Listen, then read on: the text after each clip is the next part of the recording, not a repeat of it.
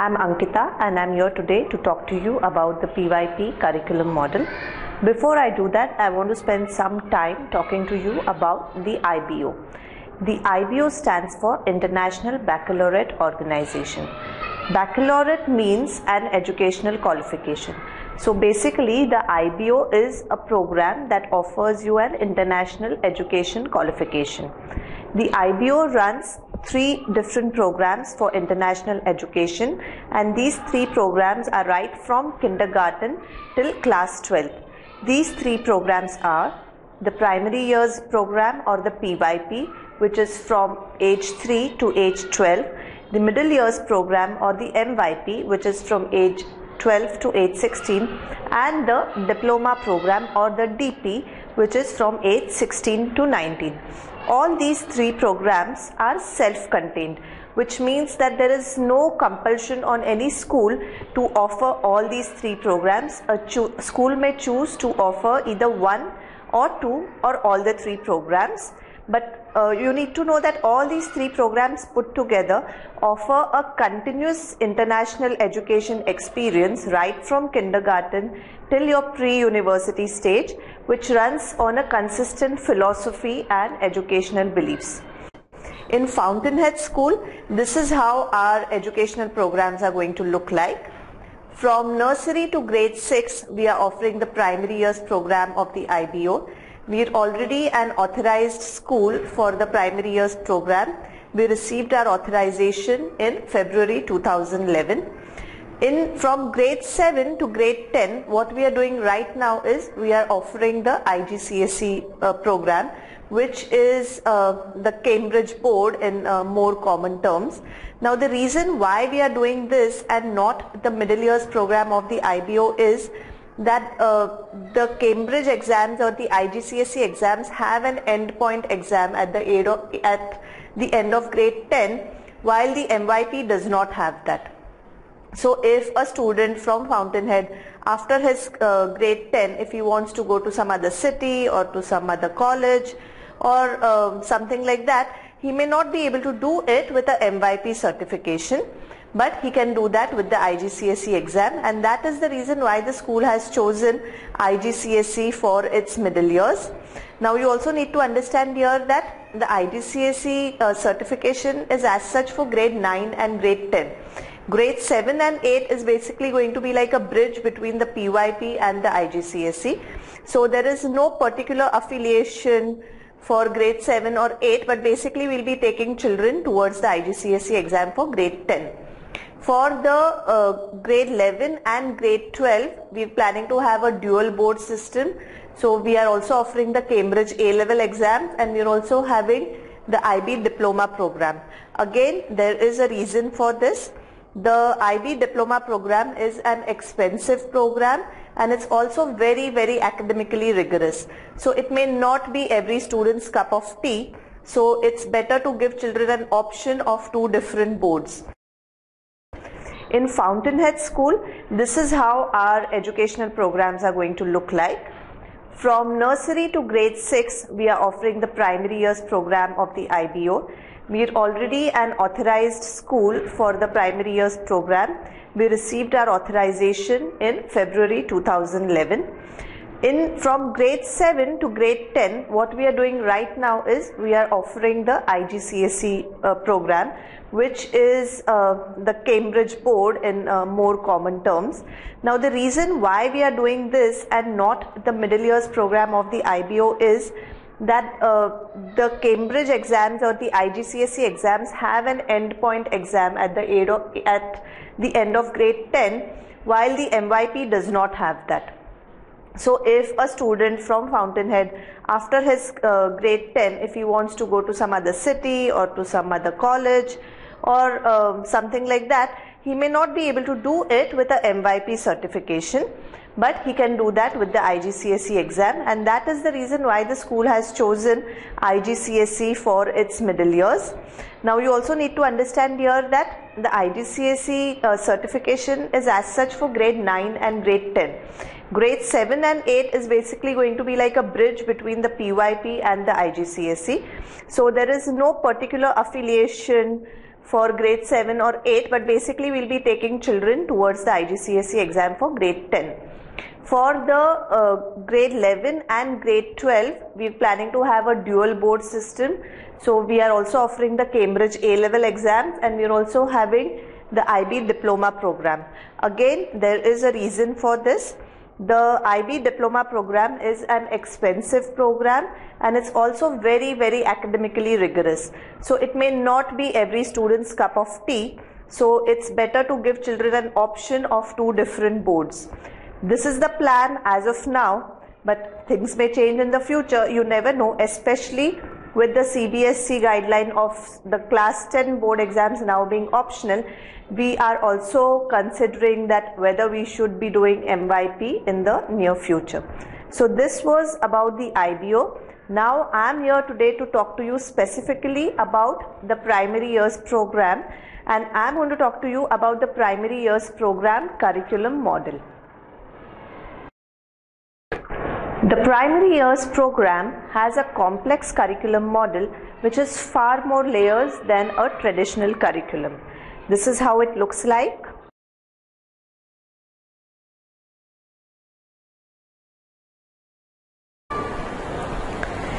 It has a complex set of vocabulary and concepts that may be a little confusing to understand initially. You may also find it a little difficult, and each one of you here is going to understand it differently from each other. But that's okay, because understanding the PYP, implementing the PYP is like a journey. So you will never get it right the first time. You have to remember that you are on a journey in understanding it. So that makes it easier for you to deal with. Okay. Let us now deconstruct the PYP hexagonal model step by step. So to do it, I'm going to ask you to do an activity. I want you to read page 2 and 3 of Making the PYP Happen. And after you finish reading these 2 pages, I want you all to discuss as a group what is the big idea that's emerging from what you have read. If you're doing this alone, then I want you to discuss with your mentor what you thought was the big idea emerging from those 2 pages. So let's do that activity.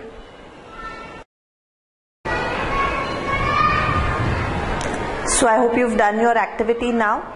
Well, if you ask me, for me the big idea that emerges from page 2 and 3 is what is encapsulated in the last statement on page 3, which says that an international minded person is the one who demonstrates all the attributes of the learner profile, and that to me is the big idea, the IB learner profile.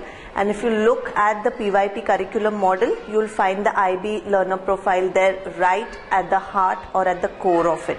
So at the heart or core of the PYP curriculum model is the IB learner profile. The next layer is about knowledge. Now knowledge or curriculum is the body of knowledge that is worth knowing. And in PYP, the curriculum is based on a very strong belief that learners construct meaning. So what does learner construct meaning means? Learners construct meaning is basically a commitment to a educational philosophy called the constructivist approach. This approach says that all learners, whether they be children or whether they be adults, already have certain prior notions or certain prior beliefs about the world around them. These beliefs or these notions about what they believe to be true is continuously revisited in the light of newer experiences or in the light of further learning. And then as learners, we then decide, okay, this is what I thought about it earlier and now I know something new. So then what? Do I need to revise my beliefs or do I need to confirm my previous beliefs? So this way, as learners, we all travel continuously on a cyclic path where we have some initial beliefs about the world around us, then we test those beliefs or we find some new understandings, we come to newer understandings, and then we either confirm those beliefs or we revise those beliefs. And from those new beliefs again will arise certain beliefs. So those new beliefs then become your prior knowledge, and then again you keep going on that cyclic path again and again. So this is what the learner's construct meaning approach is about, and the way it translates into the PYP is through a set of 3 interrelated components of the curriculum. These components are the written curriculum, the taught curriculum, and the assessed curriculum. So let me now talk about each of these components in detail. The next layer after the IB learner profile is the curriculum, or the body of knowledge that is worth knowing. In the PYP, the curriculum is centered around a belief of what is called as the learner's construct meaning cycle. The learner's construct meaning cycle is based on an educational approach which is called as constructivist approach.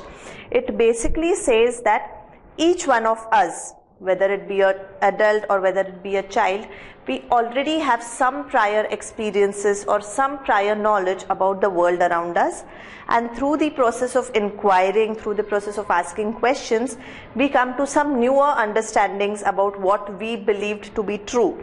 And based on these newer understandings, we may either revise our old beliefs or we may confirm our old beliefs. So this is actually a cyclical path that we keep going through, because now your new beliefs become your prior knowledge, and then you again find out some more information about the world around you, and you keep going through this cycle again and again.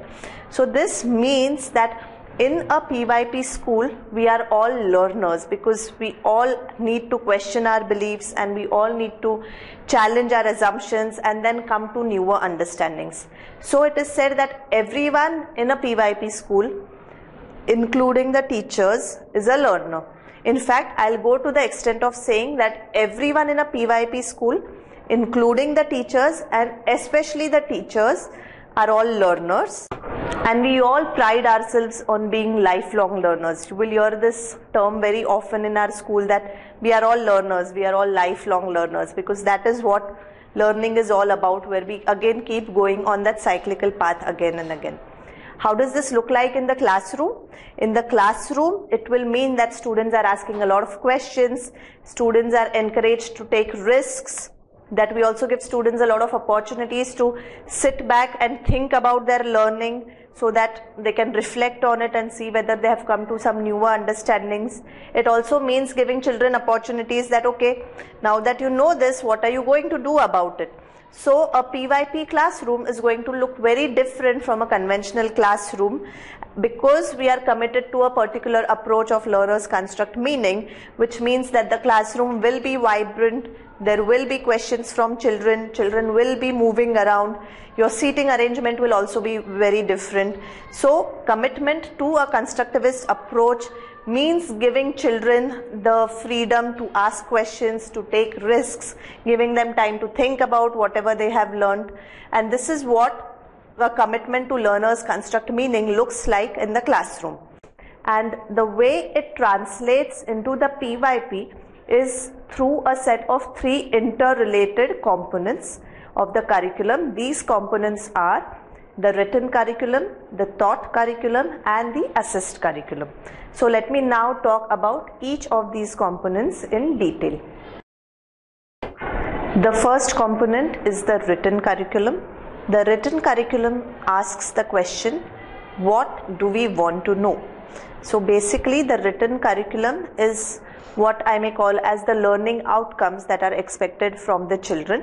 Now in a PYP school, they may either be benchmarked to the national board or the state board, or in a school like ours, what we have done is we have done a benchmarking study. So we have looked at what are the curriculum requirements in a CBSE or a ICSE or a state board, and then we have referred to the scope and sequence document given by the IBO for the PYP, and then we have sort of made sure that we are covering most of the topics that are there in a CBSE or a ICSE school. Maybe a few topics which we do in grade 1, students in a CBSE school may do it in grade 3, something that they do in grade 3, we do in grade 3, they may be doing in grade 1. But overall, most of the topics are consistent with what either a CBSE school will do or a ICSE school will do or a state board school will do. The second component is the taught curriculum. This asks us the question, how best will we learn? In a PYP school, it's not only important what we teach the children, but it's also important how we teach the children.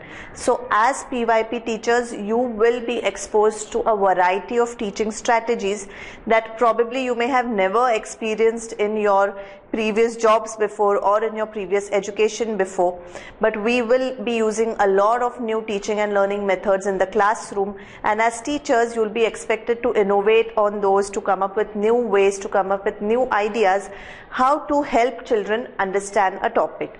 So this will also mean some professional development that you will have to undergo. You will have to read some books, you will have to do some research on the net, but the whole idea is that the way we teach is also very important, because in every class there are children who are different. We have different learners, we have different learning styles. So every child learns in a different way, and we have to balance our teaching methods in such a manner that we can cater to all of them in some way or the other. So the taught curriculum is the teaching strategies that we will be using to teach the written curriculum. The third component is the assist curriculum. This component asks the question, how will we know what we have learnt? As a teacher in a PYP school, you will be using a variety of authentic assessment strategies to check students' understandings. Typically, in your previous jobs or in your previous education, you may have given only one form of assessment, which is a written pen and paper exam. But in a PYP school, you will be employing a variety of assessment strategies. This may be a presentation, or it may be a thinking journal that the student keep throughout the unit, or it may be a case study or a project report. So students exhibit their understanding about a particular topic in a variety of ways. This helps the teacher to understand that what is it that students have actually learned from what I have taught them. It also helps teacher understand that have they learned something more than what I actually intended them to teach, or have they learned something else instead of what I wanted to teach them.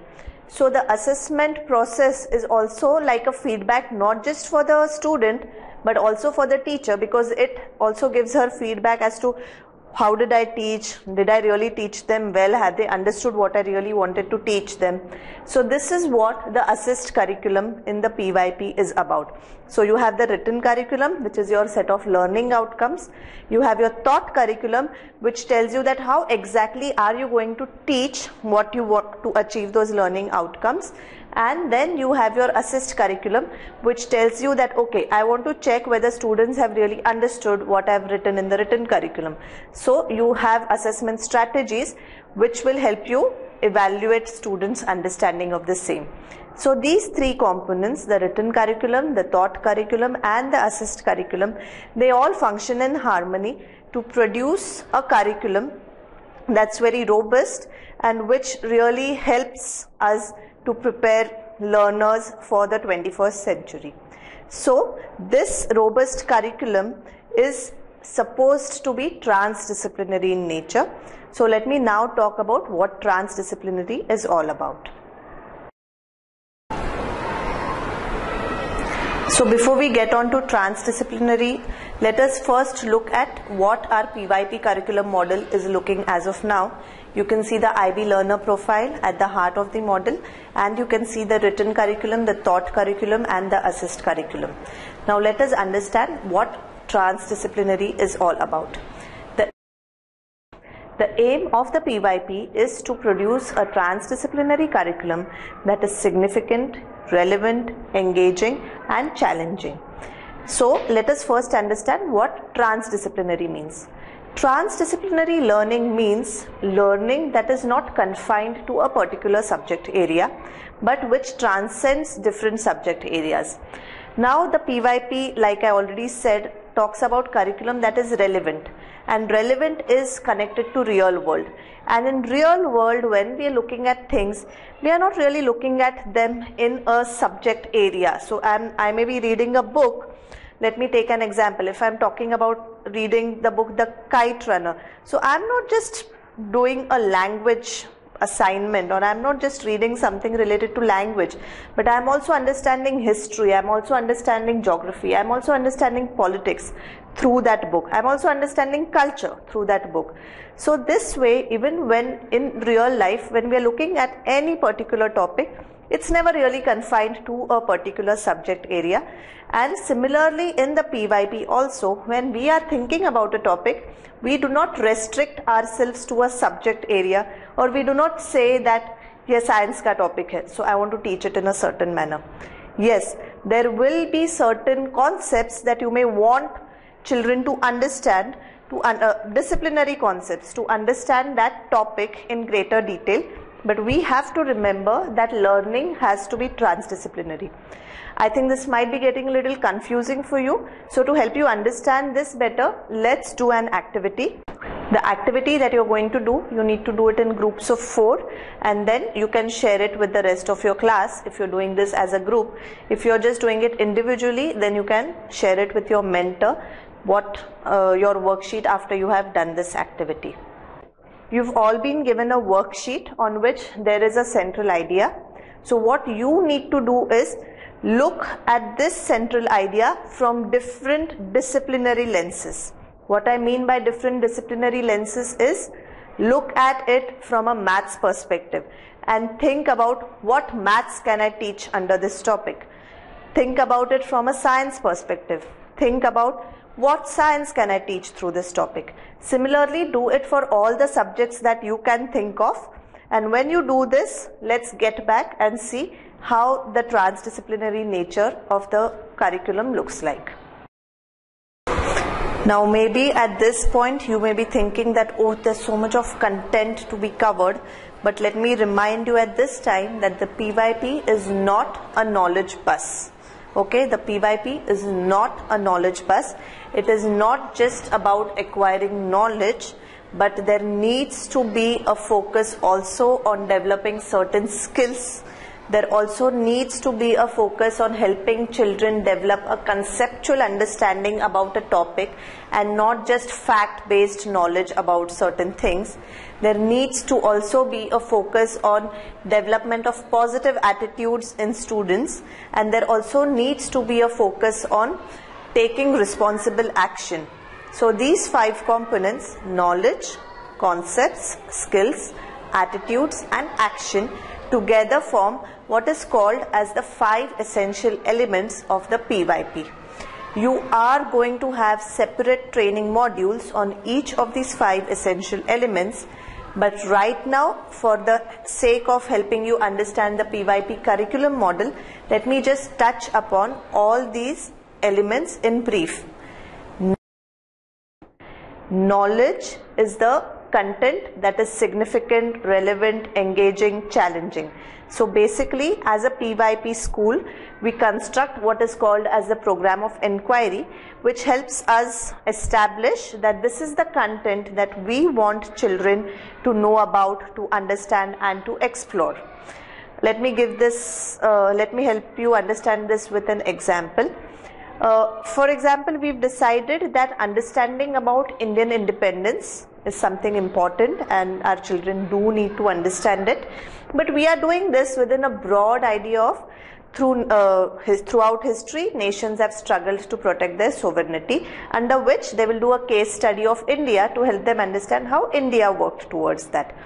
But as a school, we have decided that, okay, knowing about the Chalukya Empire, knowing about the Maurya dynasty is not really that important. So we have skipped that off completely from our school's curriculum or our school's body of knowledge. So this is what knowledge is about. Now we'll talk about the next one, that is concepts. So we've spoken about knowledge, and knowledge is the content that is worth knowing. Now I've already spoken to you about what is inquiry based learning, or what is, the learner's construct meaning cycle. So when we want our children to gain knowledge about these certain topics, it's not just giving them all that information, but it is through a process of inquiry that children find out the answers to the questions that they may have about a particular topic. And this is where concepts help you. Concepts help you to understand the topic or the central idea in a better way. So what are concepts like? Concepts are big ideas, or concepts are something that require a level of understanding, that require a level of unpacking. And the PYP has defined 8 key concepts which help us understand, or which help us inquire into the knowledge in a better manner. So these 8 key concepts are form, function, causation, change, connection, perspective, responsibility, and reflection. Again, I said that when you're doing the module on concepts, you will understand all these in greater detail. But let me just give you a simple example. Let's talk about form. So the concept of form helps us to ask the question, what is it like? So if I am finding out about matter, so I may ask the question, okay, what is this matter like? It's hard, it's soft, it's moldable, it's sticky, okay? Similarly, if I am talking about numbers, or if I am talking about addition, so what is addition like? It is putting things together. What is subtraction like? Subtraction is taking things apart from each other. What is a habitat like? A habitat is a place where living beings get shelter, where they get food, where they get air, where they get water. So basically the broad concept of form will help children ask questions about the specific topic that they are inquiring into. So you have these set of key concepts, and then you also have what are called as related concepts, or other concepts which will help you understand the topic in greater detail. Let me again give this to you, explain this to you with an example. When we are talking about patterns, so pattern is a concept. Now patterns can be in music, you have a pattern in a dance, you have pattern in arts, you have patterns in numbers. So patterns can be found in a variety of ways. So when children are talking about patterns, they may explore it through different disciplinary lenses. Okay. Similarly, migration. Migration may be migration of people, migration of animal species. Extinction as a concept. Extinction may be extinction of animals, extinction of plant species, extinction of languages, extinction of cultures. So this way concepts can also be explored through different transdisciplinary lenses. So you've understood what are key concepts. Key concepts help us ask the questions that will help us explore a given topic, and the related concepts are certain topics that help us drive the inquiry further. So now we've already spoken about knowledge, what you've understood, and now I've also spoken to you about concepts. So knowledge is the content that is worth knowing. Concepts will help you ask the right questions to inquire about the content in greater detail. Now what we need to understand here is that for students to engage in meaningful, in-depth and independent research and inquiry, they need to possess certain skills, right? So this is where the third essential element of the PYP comes into play, which is the skills. Okay, so the PYP has said that skills are very, very important, and there are certain skills that students need to acquire. Skills can either be disciplinary or skills can be transdisciplinary. So what does that mean? Learning to read, learning to write, learning to spell is a disciplinary skill related to language, whereas learning to add, learning to subtract, learning to multiply, divide is a disciplinary skill which is related to maths. So these are essential disciplinary skills that children need to pick up. Similarly, there are a lot of transdisciplinary skills which also children need to acquire. These transdisciplinary skills are in 5 different categories: thinking skills, social skills, research skills, communication skills, and self-management skills. So it's believed that a learner needs to acquire all these transdisciplinary skills also to engage in meaningful and in-depth inquiry. Now it's also important for you to understand that all these skills are not going to be acquired overnight. So that's why you have the entire PYP, which goes on for 9 years from age 3 to age 12. So which gives children a variety of experiences to pick up these skills. So don't think that, okay, what am I going to do with all these skills that the children have to pick up? It's a journey, like I said again. Okay, so this is what skills is about. Now let's go to the fourth essential element. So you've understood that knowledge is the content that is worth knowing. You've understood that concepts are something that will help you ask the right questions. You've now also understood that students need to possess certain skills to inquire, to help them become independent. So while knowledge, concepts and skills are important, it's also very, very important that students have a positive attitude towards their learning, towards each other, towards the environment, towards their own well-being, and this is where attitudes come in play. So the PYP has defined certain attitudes that are important for children to acquire, and the PYP believes that the attitudes are so important that they have included it as an essential element. So again, through your classroom learning engagements, you have to provide opportunities to children to develop these attitudes, to master these attitudes, which help them become positive, responsible learners. Let's now talk about the fifth essential element, which is action. In the PYP, it is believed that education should not just remain confined to the intellect, but it should also translate into real action. Let's not forget that the aim of the IB programs is to develop an international minded person. So what we are saying when we are talking about action is that when children know certain things about the world around them, what are they now going to do about it? And that is basically what action is about. In a PYP school, we have to empower students and give them opportunities to think about whatever knowledge they have acquired, and then to think about what do they want to do with this knowledge. Do they want to share it with others? Do they want to change something about their beliefs? Do they want to do something about it? And this is what action is about. Action in a PYP school will look different across different age groups. It may be very personal, the action that a student takes may be very personal, or it may have a wider social impact. So let me just give you an example of this. A student may learn about water and how it is important for us to conserve water as it's a scarce resource.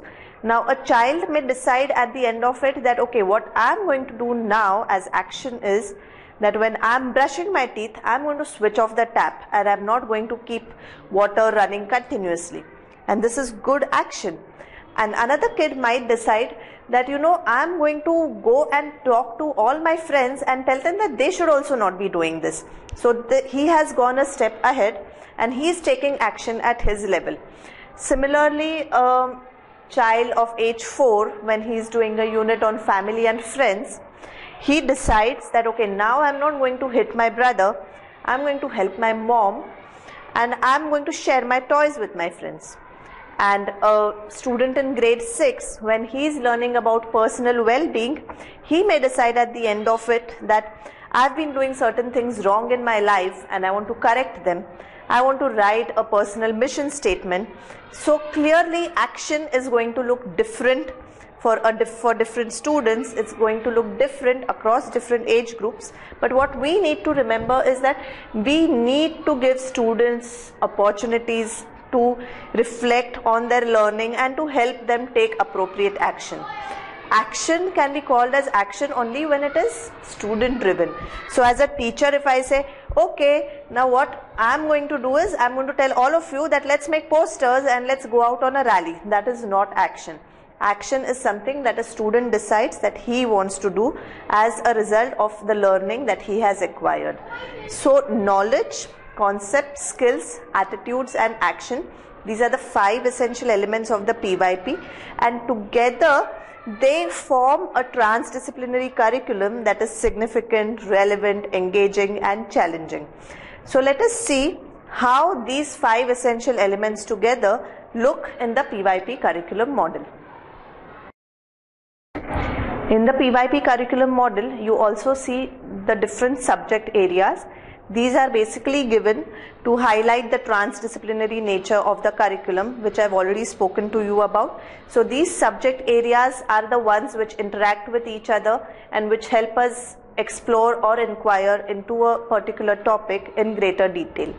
So this entire curriculum together is organized around 6 transdisciplinary themes.